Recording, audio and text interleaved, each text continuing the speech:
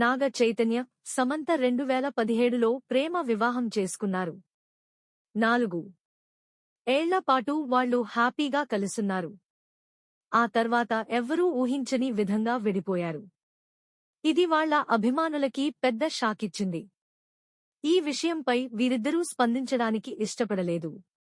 నాగ చైతన్య అయితే తమ కెరీర్ బాగుండాలనే ఉద్దేశంతో విడిపోయాం అని బంగారాజు ప్రమోషన్స్లో తెలిపాడు.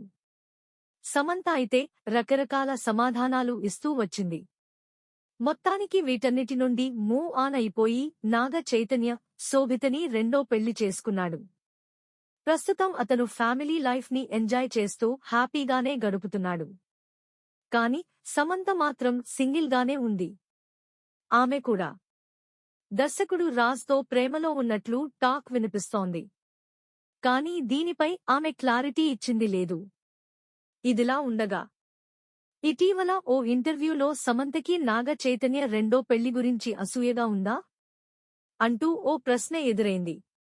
అందుకు సమంత స్పందిస్తూ, అలాంటిది ఏమీ లేదు. నా జీవితంలో అసూయకి చోటే లేదు.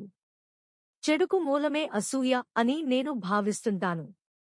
నా జీవితంలో దానికి చోటే లేదు.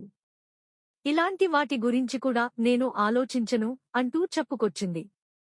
ఆమె కామెంట్స్ ను బట్టి చూస్తే నాగ చైతన్య రెండో పెళ్లి విషయాన్ని ఆమె అసలు పట్టించుకోలేదు అని స్పష్టమవుతుంది.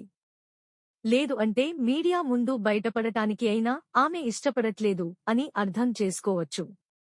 ఇక Samantha latest photo shoot social మీడియాలో ఓ రేంజ్లో వైరల్ అయిన సంగతి తెలిసిందే. వింత గెటప్లో అందులో సమంత కనిపించింది. ఇక కొన్నాళ్లుగా ఆమె సినిమాలకి కూడా దూరంగా ఉంది.